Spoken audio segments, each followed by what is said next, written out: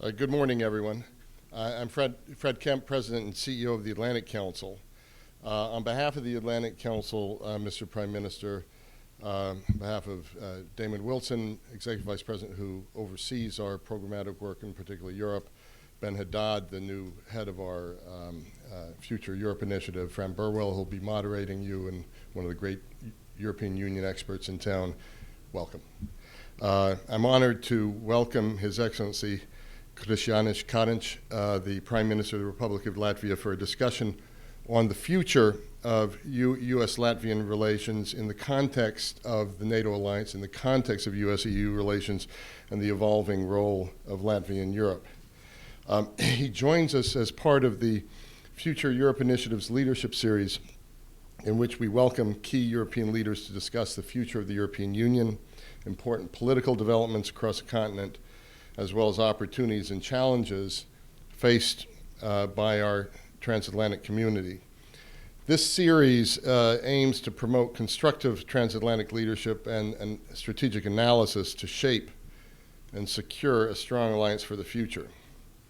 What we know at the Atlantic Council is that we're facing an inflection point in history that may be as important as 1919, 1945 from the U.S. point of view, where how the U.S. has interacted with friends and allies in Europe after 1918, 1919 in a less favorable way after 1945, more favorable though for Latvia, not entirely until later. We think we're at that kind of historic moment again. We have a challenge to our democracies, a systemic challenge for an authoritarian capitalism. We have questions about the U.S. role in the world.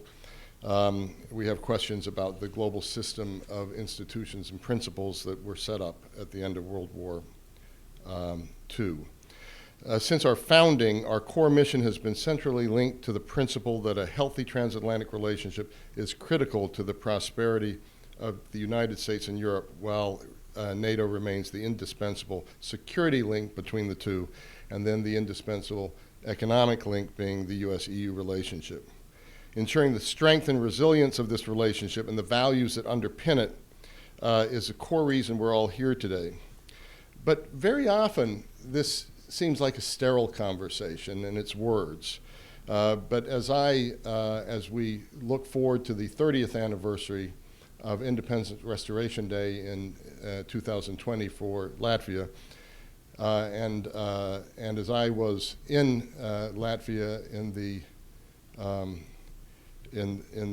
winter of 1991, when Old Riga was full of barricades, and there was really, even though there was Restoration Day, and even though Parliament had voted, it was by no means certain that Latvia would end up to be free and independent.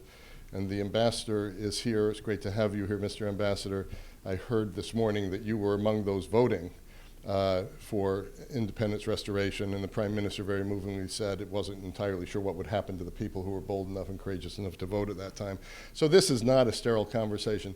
Nothing Latvia achieved was inevitable. Nothing the EU achieved was inevitable. Nothing NATO achieved and we achieved as an alliance was inevitable. And the future is also not inevitable, and that's what we're all here at the Atlantic Council to work on.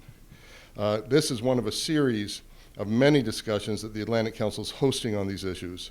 And we hope you'll all join us also on July 16th, 17th for our flagship conference on the United States and Central Europe, celebrating Europe whole and free, building the next century together. This year, we're celebrating 101 years of relations between the U.S. and countries of Central and Eastern Europe that emerged following the end of the First World War. It's 30 years after the fall of the Iron Curtain, 20 years since the first NATO enlargement beyond the Iron Curtain, and 15 years since Latvia and many of its neighbors joined the EU and NATO in NATO's Big Bang explosion, all of which was not inevitable. During this commemoration, we're trying to look forward for sure, but it's worthwhile to look backward as well to understand that if it hadn't been for the sacrifices made then, we wouldn't be where we are now. But we can't rest on our laurels. Despite the achievements we celebrate this year, there are new threats to the cohesion of the European Union. There are new challenges to NATO. And it's more important than ever for the United States, Canada, and our European allies to work together to ensure a more prosperous future together. To that end, Latvia's played an outsized role. Over the past few decades, Latvia has emerged as a valued and strategic member of NATO and the European Union.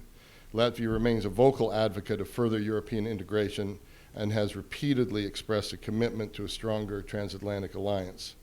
Not only do we at the Atlantic Council recognize Latvia as a strong, reliable ally, we believe that Latvia embodies the very mission that lies at the heart of the Council's history, working together with friends and allies to secure the future. And that we do in a very real way in Latvia, where we have people embedded in Latvia working on disinformation issues to protect our democracies in real time. It is precisely the reason that we have the strength of this relationship. It's precisely this reason that we have worked and will continue to work so closely with the government in Riga on issues of European security cohesion. In fact, the Prime Minister is among an illustrious group of Latvian leaders we've had the pleasure of welcoming to the Atlantic Council. President Vejonis, Foreign Minister Rinkovic, and the Latvian ambassador to the U.S., who I'm very happy is with us today, Tikmanis. On this note, I'm delighted to introduce the Prime Minister. He was appointed Prime Minister of the Republic of Latvia in January 2019 and has since gathered support across a political spectrum in his country. In fact, his current coalition government brings together 5 of the 7 political parties within the Latvian parliament. Prior to this role, the Prime Minister served as an MEP with the European People's Party for almost 10 years. During the 2019 EU leadership selection process, he was also the official negotiator for the European People's Party, the EPP. As a seasoned EU politician, the Prime Minister is dedicated to expanding Latvia's international leadership. Needless to say, we're delighted to have you here, sir, to offer your perspective on the current European political climate and relations with the U.S. You played an important role in choosing the new leaders of the EU, and we look forward to hearing your thoughts on what the new leadership will mean for the future of Europe, also in the context of challenges like Brexit. He will also share his thoughts on the potential for continued growth in transatlantic relations, the roadmap for closer cooperation between the U.S. and Latvia, as well as whatever other questions will come up in his discussion with Fran. So with that, Mr. Prime Minister, the floor is yours.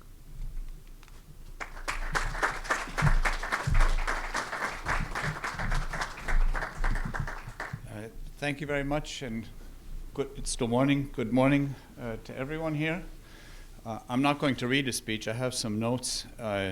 What was just said that I will talk about, I don't know if you gave me until this evening, I suppose. Let's start with a little bit of history, the history of Europe. I'm sure most everyone in this room has studied it quite carefully. It is a history of wars. Take any period you want. How were problems solved? With guns and eventually tanks and planes and other elements of destruction. After the Second World War, after 2 devastating world wars, I guess that's the context to put it in, a different approach was decided upon under a very important leadership also coming from the United States. And that is the method of resolving problems through negotiation. So the European Union, as a union of free and democratic countries, is founded upon the premise that working together, we are stronger than any one country individually. So as a bloc, we are a union of 500 million customers, which is a market actually slightly larger than the US in terms of its turnover. Given, or assuming, of course, that it is a single market. Now, the US has the advantage of a truly unified market. You have a dollar zone. We call it a Eurozone. It sounds funny when you say a dollar zone, but that's in effect what you have. You have a federal government, you have a federal treasury, you have a federal a secretary of the Treasury, who I'll be having the pleasure of meeting this afternoon. The European Union doesn't have that. We have 28 member states. It would be analogous to 28 states in the US, and the European Union is headed by 28 governors. That's the best way to try to understand it from a US perspective. And when we get together to resolve issues, we debate, and we do this thing called compromise. Compromise is a very European way of solving problems. It's a little bit unlike the US and unlike the British system. The US, the British system have a first past the post, pure majorities. There's a clear, there's a government, there's a clear opposition. It's usually divided between two parties, and not always there's this great spirit of cooperation between one side and the other. In Europe, we also have the government and the opposition, and there's not also a great spirit of cooperation between the government and any opposition. But the government, by definition, comprises of multiple parties. In my case, it's 5. I'm one of the record holders right now around the council table. Other colleagues have 4. And, we kind of, who's a better negotiator? Oh, you can do 5, so you must know something. And just a couple of colleagues are able to do it with a clear majority. That's not the rule in Europe. It's the exception. So European politicians, we are sort of born out of the tradition of the necessity for compromise, which means listening to the other side and looking for themes that unite rather than focus on those things that divide. Now, the European Union, as a continent, is very closely tied historically and economically to the United States. And there's basically 2 ways that things could develop. One is that the United States could start to turn, maybe not its back, but its shoulder towards the European Union and view the European Union as a competitor, which everyone is competing with one another in the world. That's how it goes. But as a competitor in the negative sense, someone to be overcome, or as an ally, someone who can aid. Because when you combine the European Union's market with the US market, you have a clear dominance in world affairs. And the question is, who will set the rules of future trade and future interrelations? So the relative role of the US over the past 70 years has been declining because the rest of the world is becoming more wealthy and larger. The Chinese economy is growing and becoming more powerful, not to speak of its military. Russia is a theme unto itself. The European Union is also quite a wealthy market. I am absolutely convinced that there is much to be gained from close cooperation between the European Union and the US, whether it has to do with World Trade Organization rules, rules of trade. Your economy and our economy in Europe has prospered because of free trade. And this is something which I don't think is taken for granted anymore, but I think it certainly needs to be worked for. NATO is the alliance, the military alliance, which underlines and supports security across the Atlantic. And the US's role as the founding and largest NATO member is not to be underestimated at all. Now, on the European side, there's been lots of talk that European countries aren't really up to snuff in terms of participating actively in the NATO alliance. There has historically been an over-reliance on the US. That, of course, is a direct consequence of the Second World War. One was the victor. Other countries in Europe, say Germany, were less than the victors. As time has gone on, many things are changing. In the north of Europe, Estonia, our northern neighbor, Latvia, we meet the NATO 2%. Our southern neighbors, the Lithuanians, are almost at 2%. The Poles are over 2%. Germany is not. France is not. Other larger economies in Europe are not. But everyone seems to be heading in this general direction, because in Europe there is a very fundamental understanding that Europe has to pick up more of the slack. There is even talk in Europe that go it alone without the United States, which I think is not a very perspective way to look at things, but it is a reaction to some of the talk coming out of Washington. And this is, I think, a concern, certainly to me in my country, that close and cooperative transatlantic relations are that which underpin and support also the free trade. So where is Europe heading? And I think I have about 1 more minute, 2 minutes, 3. The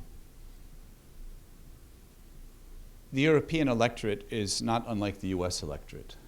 People are very divided right now. So in the US, as an observer, it seems that the Democrats and the Republicans, or at least their supporters, are less than on good speaking terms. I don't know how to put it more gently. And in Europe, it's very similar. The electorate is often very polarized in various countries and fragmented. And the fragmentation means that it becomes more and more difficult to put governments together. In my case, it took 5 political parties to come together. And it's working out quite well, I should say. But there were 3 other attempts to form a government in my country, all which failed. And then the parties turned to me, and they said that they agreed to work together under the one condition that I had the government. So it's not a given that you can easily form a government in coalition. It's actually quite a tricky thing. And in the European Union, it's the same. We just chose or selected in the European Council the leaders of the European countries. The next, we proposed the next president of the European Commission, which is the closest thing that Europe has to a government. And it took 3 days and nights. It was the longest meeting in history. And people say, oh, you're so inefficient. 5 years ago, it took 3 months, and 2 member states, the UK and Hungary, strongly objected to the end result. This time it took just a mere 3 days, and there was a unanimous decision. A unanimous decision across 28 member states and all the political parties. How is that even humanly possible? It's possible because all of the leaders sitting around the table all agreed on one fundamental thing, regardless of how much we may like or dislike one another or have differing views. And in Europe, you have many cuts. You have regional cuts. So I'm the Prime Minister of Latvia. So I'm from the north of Europe, from the 3 Baltic states. We have our specific interest on some issues. At the same time, I'm a member of the European People's Party. So I have a party affiliation, which unites me with, say, Chancellor Angela Merkel in Germany and the Taoiseach Leo Varadkar in Ireland, where we maybe don't have so much of a regional similarity, but a party political. And it's the same for the other parties as well.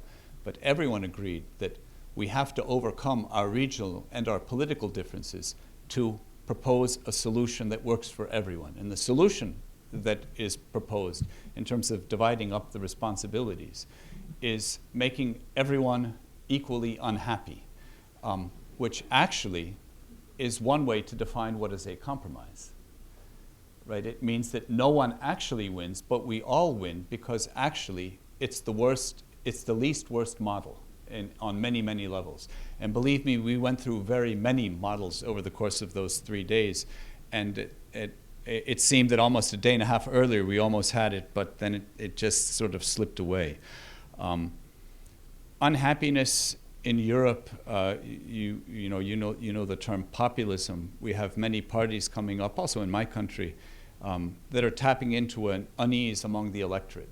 And the unease among the electorate is, I think, rooted in insecurity about the future. I don't know about my job. I don't know about how things are going. And these politicians who talk a lot, and it takes them 3 days to come up with a simple little thing like selecting who's going to be the next commissioner. Come on, that's not serious. And then along comes someone who says, well, I have a much simpler solution.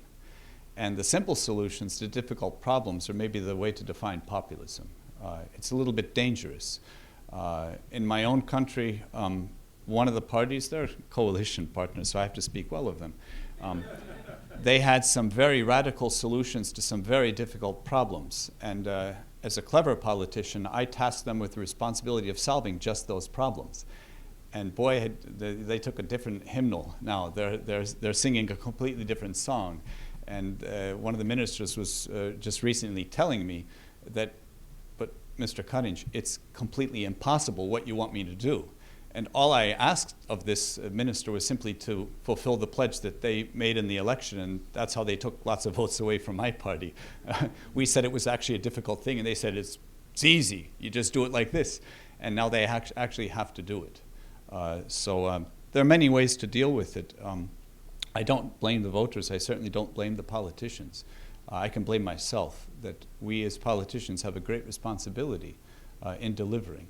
And if we deliver well, people are more content, therefore they're less prone to listen to the populists. It's a little bit like with healthcare, right? If the doctors are able to take care of you, you'll be content with the doctors. But if the doctors aren't able to take care of you for whatever reason, you start to turn to other sources. So spiritual or card reading or whatever. That's just how it works in the world. And that's how it works in Europe, but that's how it works everywhere else. Final note, history. The Second World War is a remote memory in Europe, I think also in the US. In Latvia, in our part of the world, we remember very recently, the ambassador just 29 years ago voted for regaining independence. We know what it means to live without freedom. We know what it means to live without democracy, and we know what it means to live without the rule of law. We lived under the rule of might. So freedom, democracy, and the rule of law for Latvians is not a given. It is something to be cherished and something to be protected. But I sense that in many European societies, the ones, say, who are west of the Iron Curtain, the memory is maybe fading similarly as in the US. We've always had peace. We've always had prosperity. No, we have not. And peace and prosperity are something to be protected, and we need to remind ourselves again and again. And I think this is one of the reasons why right now, as you're saying, maybe we're at a inflection point, that sort of we've forgotten why we all banded together to protect ourselves from what? What are we protecting ourselves from? There's no longer a threat, but the threat is always there.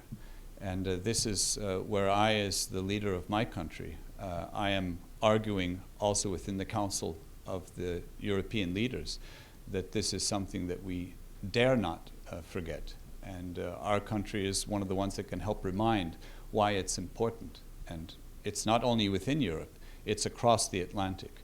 Europe without the US and the US without Europe are only half a power. Combined, it is the leading power in the world to protect these three fundamental freedoms that too many people take for granted: freedom, democracy, and the rule of law. Three words that I really think we should all sort of think about again and how important they are. Thank you very much.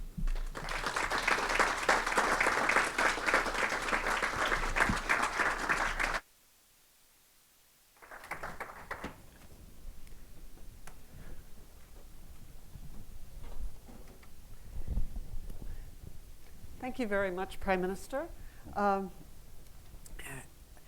Many thanks for those remarks, and particularly for stressing kind of the historic vision and recalling for us the importance of the transatlantic partnership. I want to return to that, but first I want to drill down a little bit on the bilateral US-Latvian relationship. You are here in a bilateral context, and I think it is good for our audience to hear about some of the developments that have gone on in that area. We have, as you mentioned, a very strong defense partnership with Latvia, and both bilaterally and also with NATO. And I wondered, you recently signed, a couple of months ago, your government signed a bilateral defense cooperation strategic roadmap. What are your priorities? You're meeting with a lot of people here in Washington, very high level. What are your priorities for the bilateral relationship going forward right now? And are you hearing the things that you want to hear as you do your meetings here in Washington in terms of that partnership going forward? Boy, you don't ask easy questions. Yes, of course. I had a meeting with the Vice President yesterday, and his introductory remarks, I could have just gotten up, shaken his hand, and said, thank you very much, and that's what I wanted to hear. I mean, he stressed the importance of the relationship and the U.S.'s firm commitment to our country's security, all the nice things that a politician like me wants to hear. What I'm interested in, I mean, if you really, distill away all the unnecessary stuff, I want stronger Latvian-U.S. relationships through increased trade. I am looking for more U.S. investment into our economy.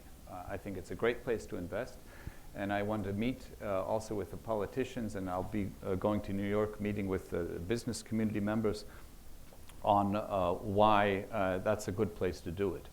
Now, I've been in office for not even a full 6 months, and I have been in business before, and I know very well that what you really need to invest is a good environment.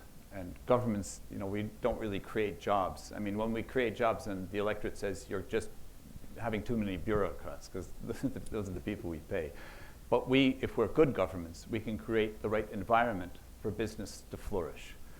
So it means, cutting down red tape and having a decent tax code which is understandable and it feels fair and just. But even more fundamentally in our country, we have had one issue that's been kind of nagging at our heels for the past about 2 years. We've been fully aware of it, which is the problem of money laundering.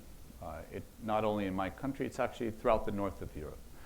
And if we turn back the clock 10 years, to the economic crisis, there was a little bank here, I think it was called Lehman Brothers, that went belly up, and it had very peculiar and very negative repercussions around the world. Our country's GDP dropped almost 1/4 in 1.5 years' time. And we bounced back, and it was a little tough, but the Greeks had the same problem, but they didn't really bounce back yet. But now there's a new center-right government, a colleague of mine, so I'm very, very optimistic for the Greek economy now. But during that time in the banking sector, there was one concern in Europe. That was, are banks liquid? Is the next bank going to fail? So we created in Europe a banking union where the European Central Bank, we moved the oversight of the 3 largest systemic banks in each country to the ECB, with the idea that, well, the ECB will be able to make sure that none of the big banks fail so that there's not more negative economic repercussions, so that Europe wouldn't have a Lehman Brothers moment. I guess that's another way to look at it. And when we did the banking supervision, there was debate, but it was decided that anti-money laundering would remain a national member state prerogative.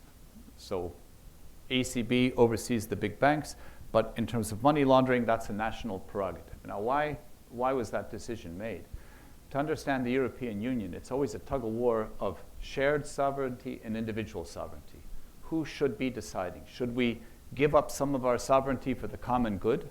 Whether it's on defense or whether it's on banking oversight. So everyone said, yes, banking oversight, we can give some of that away to a collective effort, but anti-money laundering, that somehow was felt, especially by some of the larger European member states, that we should keep that as a national prerogative. Now, criminals, they're like hawks in the sky and there's sheep on the ground, right? They're looking for the easiest meal. And the easiest meal means looking for little holes or gaps or inconsistencies in banking oversight that lets them come into the banking system, because the name of the game is very simple: legalize your funds and get it into a safe environment. Europe is a safe environment. No European government will just take your money away without an argument. I mean, that may happen in Russia, it may happen in some of the countries to the east. It won't happen in the European Union or in the US. So the goal is to get in. And these organizations found ways through offshores and seemingly legitimate transactions to utilize the Baltic, utilize the Nordic banking systems, but not only Deutsche Bank and others. Many, many have been involved, unfortunately, including our own country. And our country had the advantage to those people because certainly my generation, everyone older, speaks fluent Russian. 50 years of living in the Soviet Union, having the only official language as Russian, had its mark. So we had a problem in our country that we didn't really want to fully acknowledge. That is, we had a banking sector which one part of it was heavily engaged in transactions east-west, east-west, east-west, east-west. And no one really stopped to think, well, are those transactions really clean? Because it's a pretty good business. It's kind of like being a cab driver. You're just taking people from point A to point B and they pay you money. Where they got their money, I don't think a New York cab driver really asks anyone, is that clean money? Well, I mean, it's probably not very clean, but they'll take it anyway. And they'll go and they'll buy lunch with it. Well, sort of that same approach was taken in the banking sector, except the transactions were not, $22, but 22 million. What we have done in the meantime is we have said as a government, and also the previous government said, this business must stop. So our foreign deposits from over 50% went down to 8%. We didn't push the money out so much as the money just left on its own. Why? Because it realized that we were taking seriously now the KY, the Know Your Customer requirements, and the AML risk assessments in the banking sector as such. What I have done since I came into office is gone a step further. We have, through changes in our laws, fully revamped our bank regulator, their remit. Their remit used to be, you can shut out a bank if it's illiquid, but you can't shut it down because it's laundering money. And now we've changed the law. It's a fundamental change that either it's laundering money or it's illiquid, it can be shut down. We are having now a public tender. The Parliament accepted on Monday the resignation of 2 of the chiefs of the banking oversight board, and we have a public tender now for a new banking oversight chief. So I'll be going to New York, meeting the banking sector and putting out the word that, hey, if anyone is interested, please apply. We have a great position, a small challenge if anyone wants it. So we are taking extremely seriously that the banking sector is being overhauled, not because anyone is asking us or telling us to do it, but we need it, I need it as a stable backbone for investment. If I want to attract the investment, I need the environment, and this is one big, big part of it. This is one of the messages I'm taking across here. Are you starting to see results from that? Certainly, just briefly, in terms of, you mentioned deposits had gone down, presumably from bad depositors. Are you starting to see income coming in? Let's put it this way. Our second largest bank was shut down by the Treasury here, ABLV, you've maybe heard of it. Our second largest bank, now imagine, it doesn't matter, in the city of Washington or the state of New York or in the United States, the second largest bank being shut down, you would have chaos, right? And it's shut down from Monday to Tuesday. There'd be chaos, there'd be uncertainty, jobs would be lost, GDP would probably start to drop. You know what happened in our country? GDP continued to grow. There wasn't even a blip. And it turned out that the second largest bank had 0 to do with our economy, literally 0. The only thing it had to do was the few hundred bankers who worked there. And the good bankers, they've all gotten jobs, and I suppose there's 1 or 2 in there who may be concerned about criminal incriminations against what they had been doing. Yes, we're seeing this. We're seeing investment come in. The one country where we're not seeing that yet from is the US, and that's one of the reasons I'm here. So let me turn now to NATO and security issues. You mentioned in your remarks the 2% goal, and this administration has been indefatigable in pushing Europe on those, European NATO member states on that. Latvia does it, a lot of your neighbors do this, but a lot of countries don't, including Germany. Not to single them out, they're not the only ones. What would you suggest to Americans as we head towards the Leaders' Summit for NATO in December? Are we taking the right strategy? Are there things that the US can do to convince more countries to do 2%, or is 2% not the right measure? Is it just going to be unattainable for some countries, and that's the way it's going to be? Well, first, it's important to remember that also previous administrations have said the same thing. Yes, absolutely. The message is maybe being delivered in a different way now, but it's the same message. Germany, I think you have to remember, you cannot discount history. Germans, certainly my generation of Germans have grown up with a strong sense of guilt. Guilt of creating 2 world wars. And that guilt is combined with a complete aversion to military might. And the aversion of military might is not something to be lightly overlooked. I mean, because it can seem, you know, to someone who's recently graduated from college today that Europe's always been at peace. I mean, you know, we've always had this wonderful state of affairs, but it's not true. And in Germany, that historical memory is much more active. It's also decreasing, but it's still in the minds of the current politicians. It's always there. I lived in Germany for a little while. I got a little sense of this. In the 1980s, you would never see a German flag anywhere. Germans had an aversion to showing their own flag because it was a sign of nationalism. Nationalism was just it's as bad as or worse than bigotry or anything else. Now you see something you never used to see before in World Cup football, Germans with flags painted on their cheeks, you know, just like the British or just like the Latvians. I mean, what is that? So that's a sign that things are changing. The Germans spend a heck of a lot of money on development aid. The Germans certainly are not averse to spending money, but they have a view that, well, with their money, instead of historically building up a strong military, because that's gotten them into a couple of problems before, let's really try to help those, especially in Africa and other countries, to raise up the standard of living there. So it's a change of thinking that needs to come, and I think that if you simply speak with the German chancellor and say, why the hell aren't you spending 2% of GDP? It just doesn't work that way.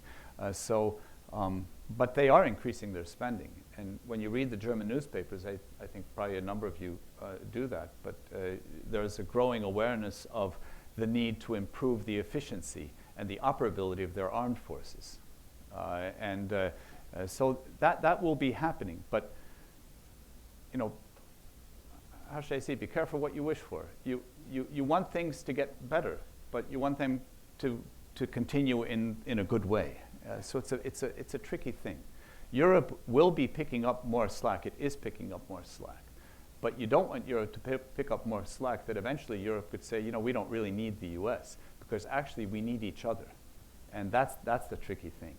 But there has been an over-reliance on the US, especially in Germany. But if you speak to politicians my age, which I do, that, you know, they grew up with the understanding that the next world war will take place in Germany, and it's the U.S. which is, you know, calling all the shots.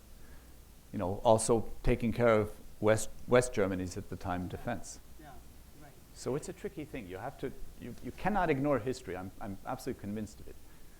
Speaking of the history, if you go back to the Cold War, which you were just referring to in terms of where the war would happen, Russia has reemerged, I think, as a real strategic challenge. And of course, Latvia is kind of on the front lines with that. But you also have a lot of citizens who have Russian heritage. And you also have an economic relationship, aside from the money laundering aspects, you also have an economic relationship with Russia. How do you balance that strategic threat, if you will, with the proximity issues, if I can put it that way, with Russia? And is there a balance, or is it all black or all white? How do you see Russian relations going? That's why I have gray hair. No. During the Soviet occupation, our country had experienced a migration of a little over 700,000 Russians or Russian speakers coming from the Soviet Union into Latvia, where our government had no say because we had no government. Moscow decided. 700,000, that's about 1/3 of the population. Translated, that would be 22 million migrants coming into Germany instead of 1 million, and that's causing them problems. The US is a country of immigrants, I suppose you could say that in a sort of a profound way. In Europe today, there are migrants coming in, people who are overstepping the borders in a semi-controlled manner, coming from Libya or coming from Syria, from war-torn or or very impoverished areas, and that pressure will only be increasing in Europe and in the US as well. In our case, we have been dealing with that in a very peaceful and patient manner. We have a very liberal naturalization process. It's easy to become a Latvian citizen if you want to. There's really no hurdles except your own unwillingness, especially if you live there. If you're born there, as is the case. Over the past 30 years, there has been a noticeable process of integration, which means people who used to not at all acknowledge our language or even acknowledge our sovereignty now do, and their children are speaking our language. 40 years ago, when there was a Latvian marrying a Russian, odds were that the child would grow up in a Russian-speaking environment. Now, it's the mere opposite. That child will most likely be growing up in a Latvian-speaking environment. So the process of integration over the course of generations leads to an irreversible process of assimilation. It's just the natural state of affairs. That all is happening.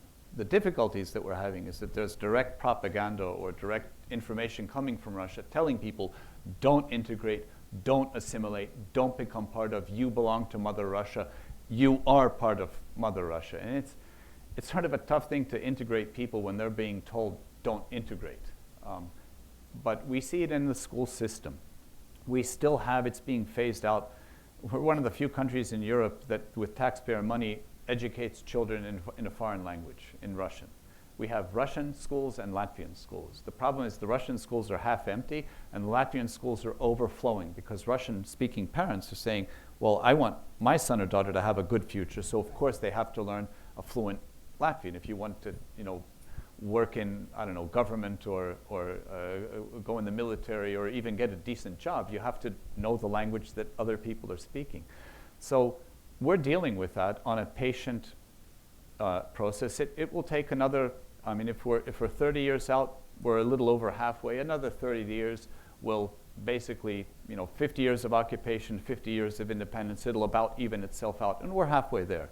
So it's happening. In terms of the military and the other threats, well, when you live with something on a daily basis, you deal with ways to cope with it. And what we have done is, we're investing for us quite heavily into our armed forces. We're upgrading all of our equipment. We're increasing the size of our armed forces, both the National Guard and the professional army that we have.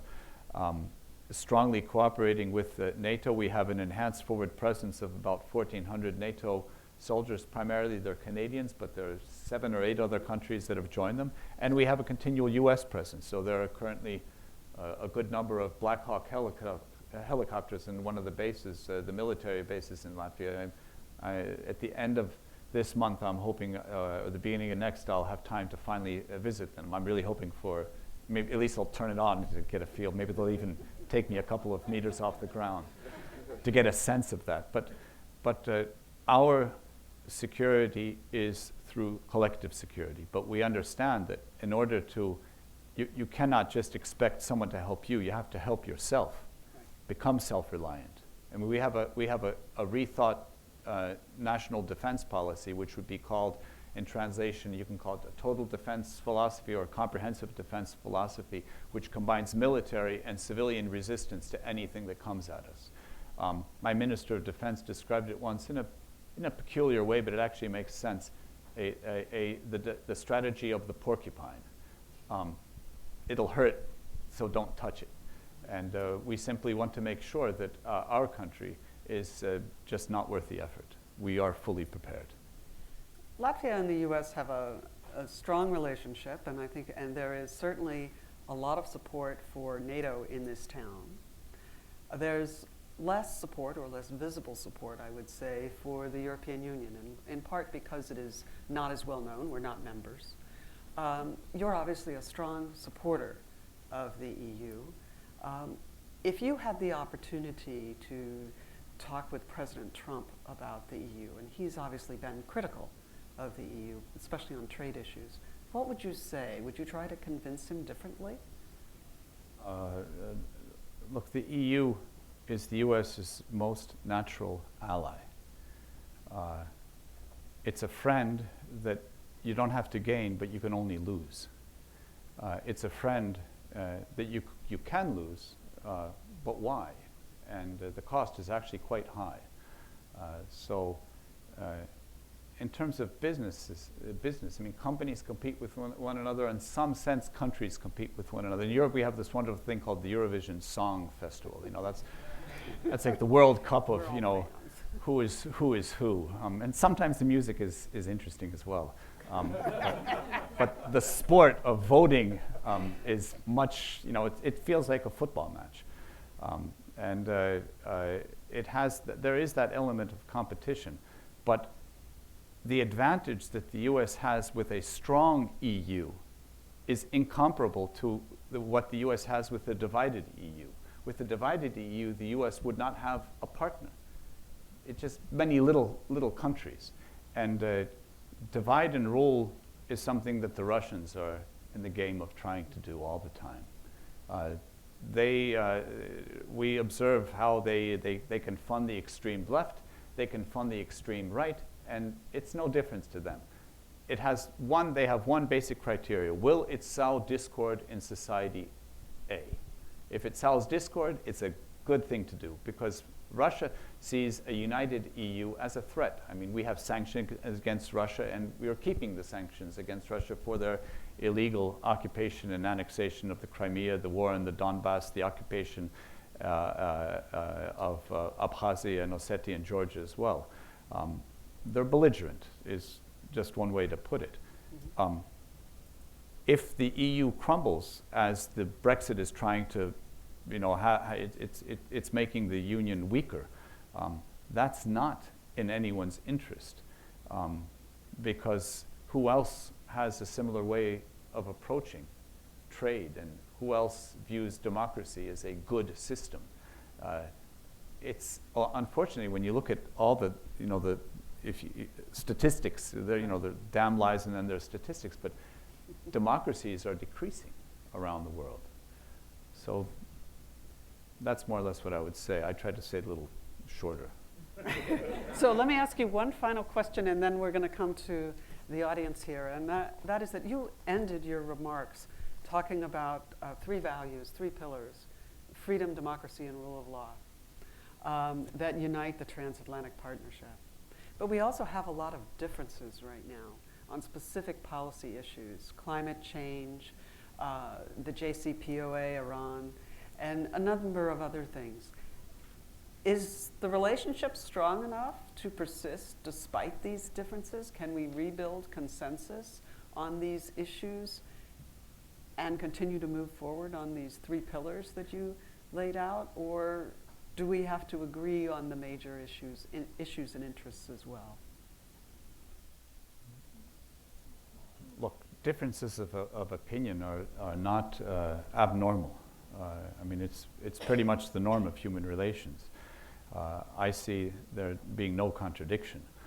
So regarding, I mean, climate change, it's a very big concern. I think it should be a concern to all of us because it's real.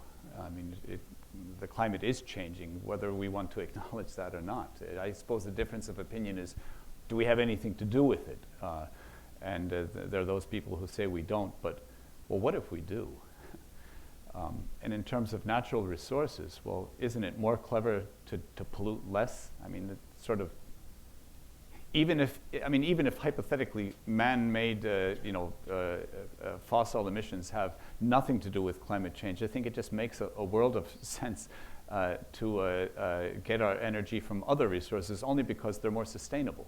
I mean, you know, you will need energy in the long term, so let's develop that. And it has, the added advantage of reducing greenhouse gas emissions, which probably have everything to do with climate change. But there can be disagreement on what should or shouldn't be done about that. But that shouldn't be a reason why one cannot agree on many other things. And these sorts of disagreements, they maybe come with administrational changes. So there's a change in politics in Europe or a change in politics in the US, and all of a sudden there's a different view. Those are artifacts of the present, and they're always liable to change. but the fundamental, the three values. And it's also, it's sort of a different approach. In Europe, we still spend a lot of time talking about values as something that unite us. It seems in the US, the debate is moving more towards transaction and what's beneficial. Beneficial meaning who makes who richer and who makes who poorer. And it's a peculiar difference of perception. Because, I mean, in Latvia, we're very full aware that, and we see it around Europe, the countries that are most wealthy are the ones that are next to wealthy countries. Actually, if your neighbor is rich, it makes you richer because you have someone more wealthy to trade with. They'll buy more of your goods.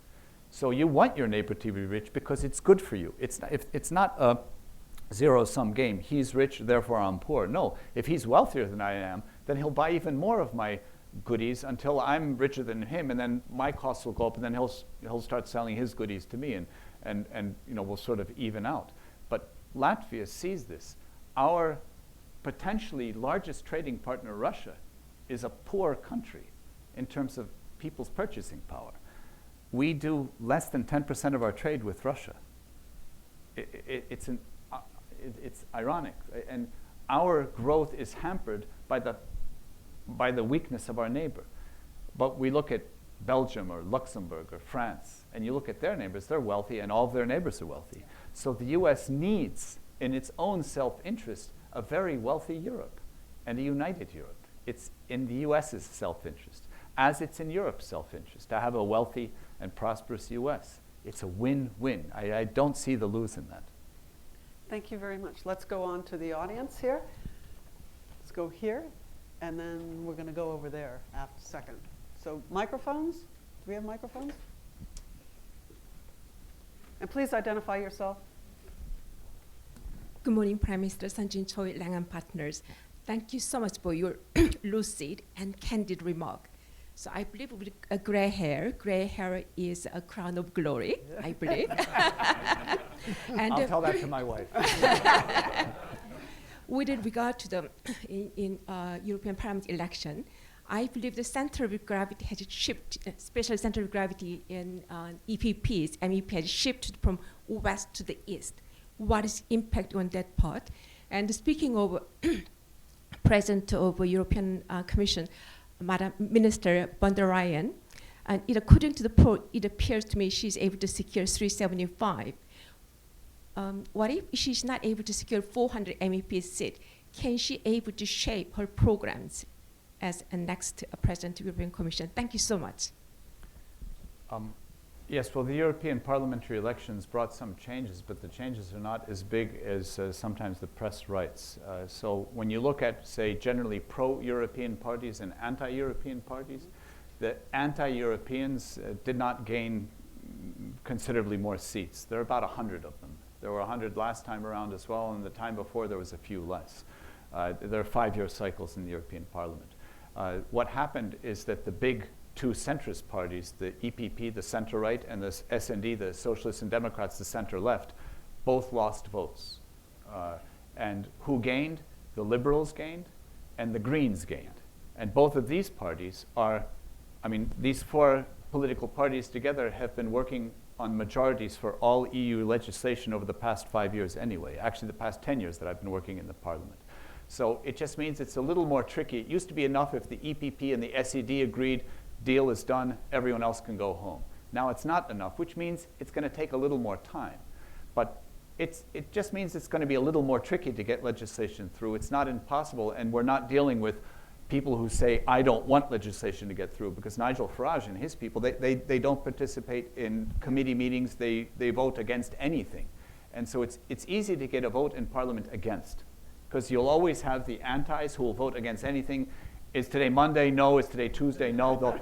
They'll vote no. They won't participate in the work, but they'll vote against when it comes to the final plenary. So you can shoot anything down. It just means it's a little more difficult to build, but it's not impossible. You know, it's like a rainy day in Washington. Well, you don't enjoy it, but you take out your umbrella, or you put on your coat, or you know, you just stay at home. I don't know what you do, but hopefully you don't. I mean, you work from home then. Will we see more environmental legislation with this? Yeah, the Greens are going to succeed in that, and in order to secure their support, Europe's environmental policies will become more pronounced. They're already quite pronounced. And in terms of the EPP shift to the east of Europe, yes, of course, we see that as well. What effects that will have, unclear. But remember, the elections are happening all the time in EU member states. Greece is also, I guess, in the east. So they just also joined our family as of this yesterday, 2 days ago. I'm getting a little confused at the time, but I mean that just happened. So that doesn't change European politics. But I do not think. I mean, as someone who worked in that system for 10 years, there's no serious reason to say something has fundamentally changed. It's just become a little more difficult. There's been a lot written about how this new leadership selection, the results have disadvantaged Central Europe because there's no big representative from Central Europe. Do you agree with that, or? Sure, I can agree to that. You're waiting for the commissioners to be appointed? Yeah, well, see, political deals are just that, political deals. Not everything is spoken about publicly, sort of what is spoken about privately. And of the various models that were presented, this is the least worst, also for the east of Europe. One of the models that was being pressed was a model that would have divided Europe, literally. It would have pitted the Visegrad countries and Italy against a voted majority. And that's something that I was one of the heads of government who actually blocked that. We added a blocking minority to this model, which would have had some advantages for me as a Latvian prime minister, but the big disadvantage is it would have pitted the Visegrad, so Poland is the big country, and Czech Republic, Hungary, and Slovakia, against the rest of Europe. And in some of those countries, there's already a little bit of, shall we say, Eurosceptic leadership. That would have only strengthened. It would have been oil on the fire. So we averted the worst scenarios. Von der Leyen, we'll see. I think that she'll get the votes in Parliament. The next question was over here. You're on. Thank you, Mr. Prime Minister. My question to you is... Identify yourself, please. Shaki Bhatt, Arizona State University. My question to you is in regard to Russia's growing tactics on disinformation, their usage of fake news on social media, and now the growing threat of deepfakes. What do you believe your government should do within Latvia and then collectively with your European partners and the United States to counter disinformation and keep the population educated on how to counter it? Right, so I think your question is a good one, and you already alluded to what I think the solution is. It's two-pronged. The first is education or informing people. So making people aware that there can be a problem with the source of what you perceive as news. So in our country, it's this sort of, and maybe in this country as well, it's as simple as saying, well, when you read that something is happening and you look at the source, look at the last two letters, and if it says .ru, maybe you should, kind of think about that maybe it's not as objective, and look for multiple sources, et cetera, et cetera. So it's not so much maybe education as awareness, and that's something that we need to do as governments to help people become more aware that it's a potential difficulty, and just keep your eyes open. But there's a second issue, which I think that we need to address in Europe and I think in the US, is we need to ask ourselves the question, is this something that legislation should be involved in?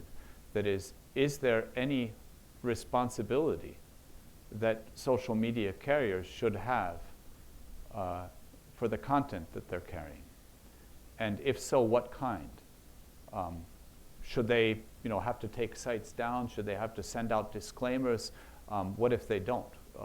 How quickly should they do it? When should they do it? Who should decide if they're doing it properly? I am not an advocate of censorship, believe me. I am a strong supporter of the right to free speech. but there is a fine line difference between free speech and malignly, misinforming people for malicious intent.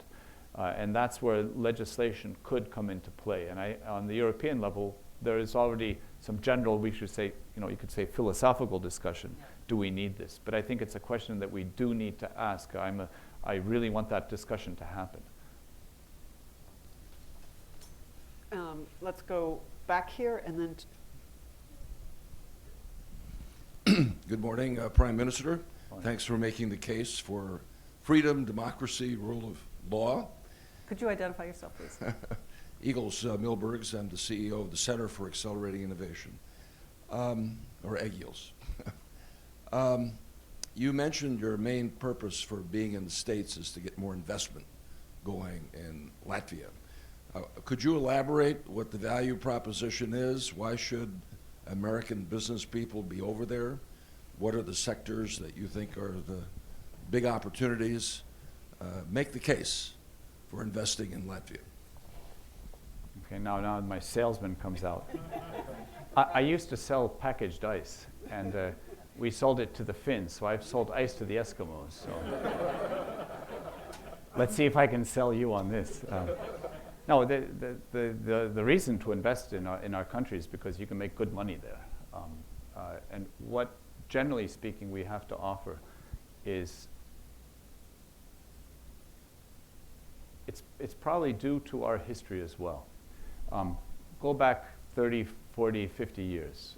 In the Soviet system, there were not many freedoms, and there were not many opportunities, and there was not anything resembling a business environment. And when something didn't work or something wasn't right, you had to figure out how to actually make it right, fix it. So we had a forced, you could say, out of necessity, environment of what today is called innovation. It's considered something new, but we've been innovating and making it up as you go, finding solutions in difficult circumstances for a long time. Now, with the gained freedom and the flow of capital, et cetera, what it has created in the business environment is a whole slew of relatively small companies, small, 10, 15 people, engineers, who come from a heritage of thinking outside of a box because they never had that box to think in. They couldn't just buy a product, they had to create a product. And so what we can offer large companies, or larger companies, US companies, as we're seeing more and more in the Swedish and the Germans are discovering, wonderful partners, especially when you want to go in directions where your sort of set establishment, it's hard to move the big tanker. We have the small cutters. And there can be a wonderful synergy between a large set company and a small company which is finding out new ways to do the same old thing but do it even better. And this is the kind. So in the fields of the ICT and high tech we have companies that are doing the craziest of things. We have a whole, I guess it's the fintech industry, which Switzerland found years ago, outsourcing financial analysis. They say our analysts get different things out of the numbers than their analysts do because they were taught in a set way to do things and ours weren't. Ours sort of came from the side. So as a different and very, very creative way of thinking, you'll find that throughout our country that creativity is something which is just deeply in everyone. Let me bring in Dan Fried. Prime Minister, I liked your message of democracy, freedom, rule of law, and the United States and Europe as the pillars of that system. But I can't quite share your optimism. You seem to be making the case that the nationalist populist wave in Europe may be receding. I'm glad you are heartened by what Vice President Pence said, but how confident are you of the direction of trends? Because I'm getting a sense, I hear the voices you hear in especially Western Europe about turning the current transatlantic quarrels into a strategic divorce. And the direction of that battle is still on in the United States. So the question is, you're here for business, but what should Latvia, the Baltic states, and let's say Europe east of the Hitler-Stalin line do to reanimate that vision which gave us so much starting 30 years ago? You guys are not giving me an easy time. But it's what we do on a daily basis. And regarding the wave of nationalism, look at election results. Election results around Europe, the new ones coming in, are very promising. Greece, the latest ones. Syriza came in, Alexis Tsipras, he had a hell of a firebrand, to hell with the IMF, we can do things our own way. And of course, tail between the legs, he had really no choice, because when you're hit with reality and responsibility at the same time, you do things that you said you wouldn't do, and of course you lose support. But who gained support was not someone who was even more radical than Tsipras, but the center-right, who said, look, there are things that are possible, there are things that are impossible. It's not going to be easy, but let's do it like this. And the voters overwhelmingly said, yes, let's do that. A return to the center. I guess that's the best way you could say it. If you look in Sweden, the so-called Swedish Democrats, or the True Finns in Finland, or Marine Le Pen's outfit in France, they're still there. They're not disappearing, but they're not gaining in power, right? So social democracy has returned in Denmark.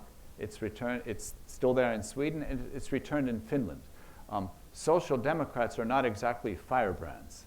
I mean, I may disagree with them on many items, but certainly, they're not radicals. But the voters are saying, we want this kind of normalcy. So that wave is coming across. I mean, Emmanuel Macron is a very interesting man when you meet him.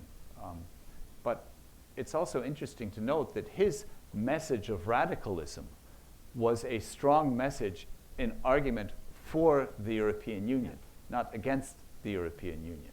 So, in Spain, Pedro Sanchez, he's a very centrist kind of guy, a social democrat who he cleverly got rid of the EPP, and then he cleverly did well in the elections. But it's not a radical change. So I think that it's a little overhyped that things are going to pot, things are going to hell. They're not. It's just a difficult time. It's a little bit like, when you're flying across the Atlantic and the light comes on, the pilot says, oh, we're hitting into a little bit of turbulence. And, when you're feeling that turbulence, I don't know, maybe you guys like it. I really don't like it very much. And you're shaking, and you have all kinds of thoughts while you're shaking. And then it eventually stops, and then you kind of forget about it. And when the turbulence is happening, it might feel like the end of the world. But actually, in the scheme of things, it's just a little bit of turbulence. And it's a little bit like that in politics. And if there's what do you call it, a pendulum of public opinion, that pendulum in Europe seems to be swinging back towards, well, maybe the solutions are not the simple ones that we hoped for, because the simple ones around Europe failed. Alexis Tsipras and others, they simply failed to deliver, because you cannot deliver the impossible, not in politics. And people are opting for something a little more grounded. US politics seems to be a little more polarized still at this time to me, so I really don't know where you guys are headed, but I hope for a good place. So we have time for one last question from a very patient person over here. Thank you very much. Good morning, Prime Minister. My name is Victor Weiss from King's College London, and I hope my question is simpler than the ones that came before mine. Short question and short answer. Yes. As a leader of a sovereign state, do you believe in the idea of a United States of Europe, or better said, a European superstate? Thank you. A European superstate could only be created if there was a grassroots demand for it. I do not see that grassroots demand anywhere around Europe. Thank you. That's a way to avoid a question, huh? Thank you very much, Prime Minister. I think this has been a full-ranging discussion, and one that, as someone, and I think most of the audience here supporting the transatlantic partnership, given us a great deal of food for thought as well as hope for the future. I want to thank the Prime Minister, but I also want to ask everyone to please stay in your seats as he leaves, because he does have to get on quickly to his next meeting. So thank you very much, Prime Minister.